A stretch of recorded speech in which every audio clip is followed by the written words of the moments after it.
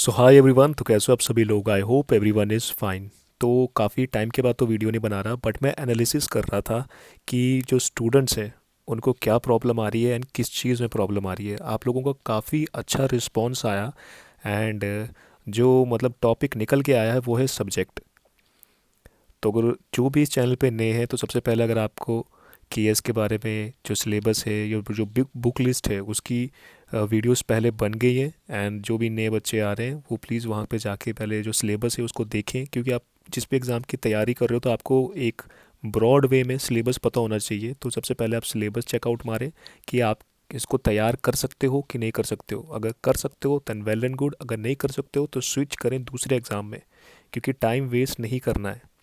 And जो बच्चे ने सिलेबस को देख लिया है, अच्छे से एनालाइज कर लिया है, तो उनके लिए ये वीडियो है। एंड जो मेन टॉपिक निकल कर आता है ना वो है सब्जेक्ट। अभी तो काफ़ी इन्होंने ठीक कर दिया है, क्योंकि एक ही सब्जेक्ट रखा है, पहले दो सब्जेक्ट होते थे। एंड अभी एक सब्जेक्ट होने की वजह से ये कि आपने जिसमें मास्टर्स की है, मैक्सिमम लोग जिसमें मास्टर्स की है वो सब्जेक्ट अडॉप्ट कर लेते हैं। एंड अगर आप इस चैनल पे नए हैं तो सबसे पहले इस चैनल को सब्सक्राइब कर लें। इस वीडियो अगर ये वीडियो अच्छी लगेगी तो प्लीज़ इसे लाइक करें एंड शेयर करें। तो आज का जो हमारा वीडियो पूरा मतलब एक सिनेरियो मैं बता देता हूँ आप लोगों को कि कहाँ घूमेगा, वो सब्जेक्ट पे घूमेगा। कि आपको सब्जेक्ट को कैसे चूज़ करना है, आपके पास क्या कौन सी चीज़ें होनी चाहिए। ये नहीं कि आपने मास्टर डिग्री की है तो आप उसी सब्जेक्ट को चूज़ करोगे, ऐसी कोई बात नहीं है। काफ़ी सारा जो स्टूडेंट्स हैं जिन्होंने क्वालिफाई किया है उन्होंने वो सब्जेक्ट भी लिए हैं जिनमें उन्होंने मास्टर डिग्रीज नहीं की हैं और क्वालिफाई किया एग्ज़ाम। एंड काफ़ी ऐसे बच्चे भी हैं जिन्होंने मास्टर डिग्री जिस सब्जेक्ट में की है वो सब्जेक्ट लेके भी क्वालिफाई नहीं किया है। तो ये एक मिथ छोड़ दो कि जिसमें मास्टर डिग्री की है या आपने हायर एजुकेशन जो भी उस पर की है सब्जेक्ट पे, आप वही सब्जेक्ट लोगे। तो ऐसा कोई नहीं है, आप कोई भी सब्जेक्ट लो, बस जो गिन के मैं कोई 3 या 4 पॉइंट बोलूँगा, अगर उसमें आप फॉल करते हो, आपका सब्जेक्ट उसमें फॉल करता है, तो ऑटोमेटिकली आप वो सब्जेक्ट ले सकते हो। तो सिलेबस देख लिया है, सब कुछ देख लिया है, लेकिन सबसे प्रॉब्लम आती है सब्जेक्ट में। तो देखो भैया, सबसे पहले ना, वेट अ सेकेंड।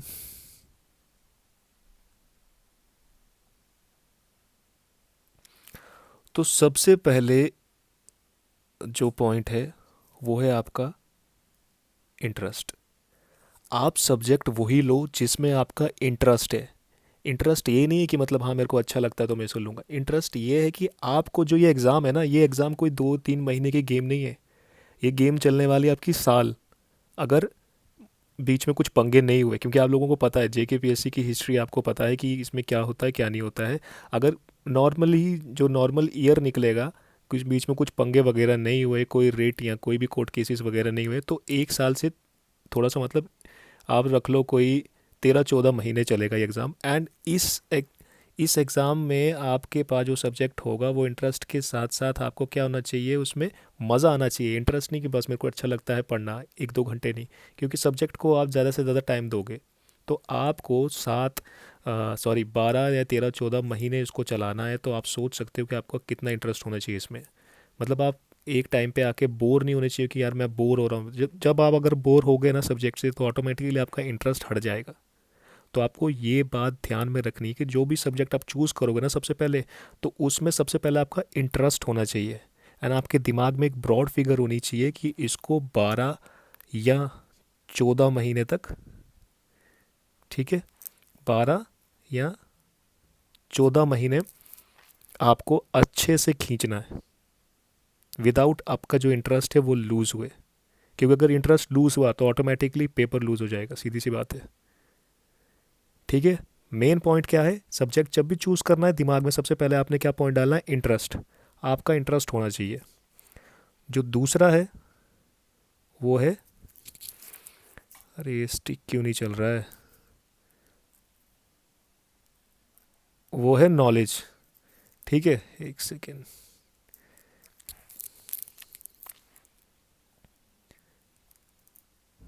अरे चल ही नहीं रहा है, चलो मैं ऐसे लिख देता हूँ, मैं हाथ से लिख देता हूँ। वो है नॉलेज, के। आई फॉर इंटरेस्ट, के फॉर नॉलेज। आपको सब्जेक्ट की नॉलेज भी होनी चाहिए, ये नहीं कि मेरे को इंटरेस्ट है। फॉर एग्जांपल किसी ने इंडियन पॉलिटी पढ़ दी कि हाँ भाई मैं ना ये पोल साइंस ले लूँगा या पॉलिटिकल साइंस ले लूँगा, मेरे को भाई पॉलिटी आती है। बट आपको, आपने इंडियन पॉलिटी पढ़ी है, जब आप अंदर डेप्थ में घुसोगे वहाँ पे थ्योरीज हैं, और वहाँ पे एक थ्योरी नहीं, जो इंडियन पॉलिटी है वो तो मतलब समझ लो कि किसी एक पार्ट का, पेपर वन पेपर टू होता है ना, पेपर टू का एक छोटा सा पार्ट है इंडियन पॉलिटी। पेपर वन और जो पेपर टू है वो तो ब्रॉड है ना, उसमें थ्योरीज हैं। तो सबसे पहले आपको पेपर की नॉलेज होनी चाहिए, ठीक है, सॉरी मतलब सब्जेक्ट की नॉलेज होनी चाहिए आपको। तो ये नॉलेज आपको कहाँ से मिलेगी? क्योंकि पता तो होना चाहिए ना कि भाई, नॉलेज तो तभी पता चलेगी ना आपको कि ये जो सब्जेक्ट है इसमें कौन कौन से टॉपिक है। तो वो आपको पता चलेगा जब आप इस पे जो सिलेबस है, ठीक है, जो क्या है सिलेबस है उसको अच्छे से देखोगे। सिलेबस भी मैंने मेंशन किया हुआ है, अगर आपने वो वीडियो नहीं देखी तो वो वीडियो जाके देख लो, वहाँ पे पूरा सिलेबस मैंने बताया हुआ है, क्या कौन कौन सा सिलेबस है, कौन कौन से इसमें सब्जेक्ट्स हैं। ठीक है, सबसे पहले नॉलेज, इंटरेस्ट, इंटरेस्ट के बाद आगे नॉलेज, और नॉलेज के साथ नॉलेज आपको कहाँ से पता चलेगी, क्योंकि उसमें सब हेड दिए हुए हैं। फॉर एग्जांपल आप ज्योग्राफी लेते हो, ठीक है, आपने क्या लिया ज्योग्राफी, ज्योग्राफी में क्या है, जी मॉर्फोलॉजी है, क्लाइमेटोलॉजी है, एंड ओशनोग्राफी है, फिर इंडियन है। तो आप जब क्लाइमेटोलॉजी पढ़ोगे तो आपको ऑटोमेटिकली क्लाइमेटोलॉजी में टॉपिक दिए होंगे अलग अलग, तो आपको एक ब्रॉड फिगर मिल जाएगी कि हाँ ये वाला टॉपिक मैंने पढ़ा है कहीं ना कहीं, ये भी पढ़ा है, ये भी पढ़ा है। अगर आपको, जब आप सिलेबस खोलते हो उसमें से अगर आपको 70%, ठीक है मेरी बात क्या, 70 70% भी अगर, यार ये स्टिक की नहीं चल रही है, 70% कहाँ से लेके चले, ठीक है, 70% अगर आपको सिलेबस में जो टॉपिक्स हैं ना उनके बारे में नॉलेज है, knowledge in the sense deep knowledge नहीं, वो तो जब आप किताबें पढ़ोगे, क्योंकि पेपर आसान नहीं है, मोटी मोटी किताबें हैं, जब आप उनको पढ़ोगे तभी आप नॉलेज मतलब उस जो भी कंसेप्ट है वो आपके दिमाग में जाएगा। बट अगर आपको 70% भी उस टॉपिक के बारे में, हाँ कि कहीं ना कहीं मैंने पढ़ा है, ग्रेजुएशन में पढ़ा है, मास्टर्स डिग्री में पढ़ा है, या आगे फर्दर जो आपने एजुकेशन की है उसमें पढ़ा है, तो आप एलिजिबल हो वो सब्जेक्ट लेने के लिए। ठीक है, 70%, 70 या 80% से मतलब 70 से ऊपर हो तो वेल एंड गुड है, लेकिन अगर आपके पास नीचे है 50-60 तो फिर आप अपने भरोसे ले सकते हो भाई, मैं कुछ नहीं बोल सकता। ठीक है, हो गया।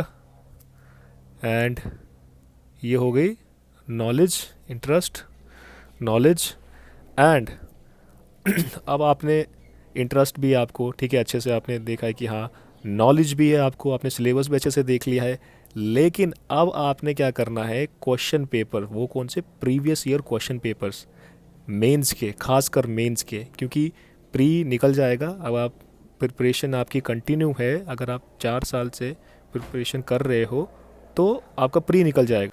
क्वेश्चन पेपर यहाँ पे काफ़ी इम्पॉर्टेंट रोल परफॉर्म करता है, कि आप क्वेश्चन पेपर देखोगे ना तो आपको एक एक जैसे बोलते हैं ना, एक ब्लू प्रिंट टाइप का मिल जाएगा कि हाँ ये टॉपिक्स हैं, इस टाइप के क्वेश्चन पूछे जाते हैं, एंड आपको किस ढंग से तैयार करने हैं क्वेश्चन। आपको सिर्फ पढ़ना ही नहीं है, जो बुक है, क्योंकि मोटी मोटी बुक है उसमें से सिर्फ 1 या 2 क्वेश्चन बनेगा, तो आपको वहाँ पे जो वर्ड लिमिट है उसके हिसाब से लिखना है, एंड इम्पॉर्टेंट पॉइंट लिखने हैं।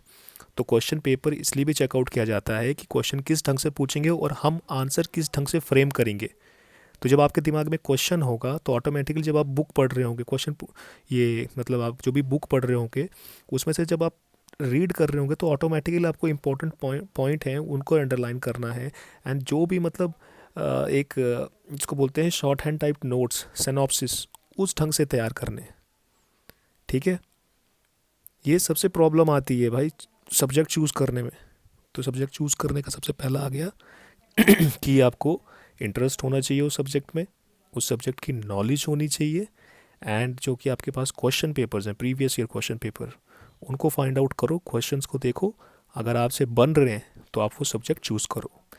And last and very important, अगर ये चीज़ नहीं है तो फिर आप सब्जेक्ट चूज़ मत करो।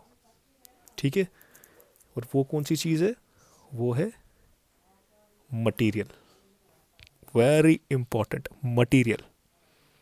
अगर आपके पास ये तीनों चीज़ें ना, अगर ये मटेरियल नहीं है तो ये तीनों चीज़ें बेकार हैं। कुछ ऐसे सब्जेक्ट्स हैं जो काफ़ी इंटरेस्टिंग है, मज़ेदार भी हैं, आपको मज़ा भी आ रहा है, बट आपने सिलेबस देखा, हाँ ये टॉपिक हो सकते हैं, पर जब आप मार्केट में जाते हो मटेरियल के लिए या कहीं पे भी जाते हो तो आपको मटेरियल ही नहीं मिलता है। जब मटेरियल ही नहीं होगा उसका तो आपके दिमाग में पॉइंट नहीं बनेंगे, जब पॉइंट नहीं बनेंगे तो आप आंसर लिख नहीं पाओगे। तो इसीलिए सब्जेक्ट वही चूज़ करना है जिसका मटेरियल भी मार्केट में अवेलेबल हो। ठीक है, आई बात समझ में? ये तीनों, ठीक है, ये चारों के चारों अगर फॉल आउट कर रहे हैं तो वही सब्जेक्ट चूज़ करो। क्योंकि अगर आपने गलत सब्जेक्ट चूज़ कर लिया तो ऑटोमेटिकली आपको 1 साल या 2 साल के बाद फिर से स्विच करना पड़ेगा किसी और सब्जेक्ट में। तो इससे अच्छा है कि अभी अच्छा खासा टाइम है, अभी नोटिफिकेशन आउट नहीं हुई है, तो अभी 2 या 3 हफ्ते अच्छे से लगाओ जो सब्जेक्ट, क्योंकि देखो हर किसी के दिमाग में ना, हर किसी के दिमाग में मैक्सिमम मैक्सिमम करते हुए 3 या 4 सब्जेक्ट होते हैं। 4 तो बहुत दूर की बात है, 3 होते हैं। तो 3 में आप एक एक हफ्ता एक एक सब्जेक्ट को लगा दो कि भाई इसका इंटरेस्ट है, तभी आपने 3 सब्जेक्ट को चूज़ किया, तो ऑटोमेटिकली एक चीज़, एक फैक्टर निकल गया, इंटरेस्ट आपका है तीनों में। फिर क्या चूज़ करें? नॉलेज, सिलेबस चेक करो तीनों का। जब आपने सिलेबस चेक किया, हाँ भाई, तो उसी उधर से ही आपको एक प्रेफरेंस मिल जाएगी कि हाँ ये सब्जेक्ट का थोड़ा सा ठीक है, ये दूसरे नंबर पे आता है, ये तीसरे नंबर पे आता है, जब आप सिलेबस चेकआउट करोगे। फिर उसके बाद क्वेश्चन पेपर देखो। क्वेश्चन पेपर में भी आपको फिगर आउट हो जाएगा, प्रेफरेंस मिल जाएगी कौन सा सब्जेक्ट हम आगे है, कौन सा दूसरे, कौन सा तीसरे नंबर पे। और जब लास्ट में पहुंचोगे ना तुम लोग मटेरियल सर्च आउट मारने में, वहाँ पे फाइनलाइज हो जाएगा कि आपने कौन सा सब्जेक्ट चूज़ करना है। क्योंकि ये क्रूशियल टाइम है। अगर अभी आपने थोड़ा सा मेहनत कर दी सब्जेक्ट चूज़ करने में, जल्दबाजी में अगर सब्जेक्ट चूज़ कर लोगे कि हाँ भाई 1 हफ्ते में चूज़ कर ले, 1 हफ्ता मीन्स 1 हफ्ता एक सब्जेक्ट को लगाओ, दूसरा हफ्ता दूसरे सब्जेक्ट को लगाओ, तीसरा हफ्ता तीसरे सब्जेक्ट को लगाओ, एंड जो सब्जेक्ट इन तीनों में से चूज़ कर रहे हैं 1 हफ्ता फिर पूरा दोबारा से उसको लगा दो। मतलब 1 महीना ले लो सब्जेक्ट चूज़ करने में, कोई बड़ी बात नहीं। 1 महीना, 1 महीना ले लो सब्जेक्ट चूज़ करने में। एंड जैसे ही सब्जेक्ट चूज़ हो जाएगा तो आपको समझा, मतलब 1 साल या 2 साल आपके बच गए। इस बार क्लियर नहीं हुआ कोई बात नहीं, लेकिन आपका इंटरेस्ट है, ये सारी चीज़ें हैं, क्या पता नेक्स्ट टाइम पे आप कर लो। लेकिन अगर दिमाग में कभी भी थोड़ा सा डाउट हो गया ना कि मैंने सब्जेक्ट जल्दी चूज़ कर लिया, तो ना आपको पढ़ने में मन करेगा, और जो दूसरा सब्जेक्ट अडॉप्ट करोगे फिर आप सोचोगे कि मैंने यार प्रीवियस वाला जो सब्जेक्ट था वो अच्छा था, ये अच्छा नहीं, उस चीज़ में मारे जाओगे, इस सब्जेक्ट में, उस सब्जेक्ट में, इस सब्जेक्ट में। इसीलिए 1 महीना अच्छे से लगा दो सब्जेक्ट चूज़ करने में। अगर अच्छे से चूज़ हो गया तो भैया तर गए, सीधी सी बात मैं बोलूँगा। ठीक है, interest, knowledge, question paper, material, ये कोई नहीं बताएगा आप लोगों को, क्योंकि सारों ने सारी, मतलब जो चीज़ें मैंने देखी ना, रटी रटाई है भाई। सब्जेक्ट चूज़ करना, हाँ भाई तेरे को इंटरेस्ट होना चाहिए, मटेरियल मेन होता है, मटेरियल होना चाहिए उसका। अरे मटेरियल होगा, इंटरेस्ट ही नहीं है, क्या करेगा? 2 महीने बाद बोर लगेगा, जब बोर लग गया तो ऑटोमेटिकली इंटरेस्ट ख़त्म हो गया, एग्ज़ाम ख़त्म। बोरिंग चीज़ में मज़ा थोड़ी आता है, मज़ा उसी चीज़ में जिसमें आपको क्या है, इंटरेस्ट है। Interest, knowledge, question paper, material, और ये आपका एग्ज़ाम पास। सीधी सी बात है भाई, नो बकवास। ठीक है, ज़्यादा टाइम मैं लूँगा नहीं, इसलिए मैं 1-2 हफ्ते के बाद मैंने वीडियो बनाई। क्यों? क्योंकि देखो भाई, हर चीज़ ना पॉइंट्स में सही लगती है। अगर आपको मैं राम कहानी बता देता ये मैंने आपको सिर्फ 4 पॉइंट बताए, interest, knowledge, question paper, material, ये 4 चीज़ें हैं, सब्जेक्ट अडॉप्ट कर लो। नहीं है, हट जाओ, दूसरे सब्जेक्ट को आने दो। लेकिन पहला क्या है, मटेरियल होना, ये सॉरी इंटरेस्ट होना चाहिए, और मटेरियल भी होना चाहिए, नॉलेज भी होनी चाहिए, क्वेश्चन पेपर भी होने चाहिए। ठीक है, ये 4 चीज़ें होनी चाहिए, हैं तो ले लो। 4 में से अगर एक भी कम है तो मत लो। ठीक है, अगर वीडियो अच्छी लगी तो लाइक करें, शेयर करें, और इस चैनल को सब्सक्राइब करें। एंड अगर सब्जेक्ट के रिलेटेड कोई भी डाउट है, कोई भी डाउट है यार, कमेंट बॉक्स खाली है, आराम से करो, मैं बैठा हूँ यहाँ पे आपके कमेंट का आंसर देने के लिए। ठीक है, एंड मैं अपना सब्जेक्ट बता दूँ, मेरा है ज्योग्राफी।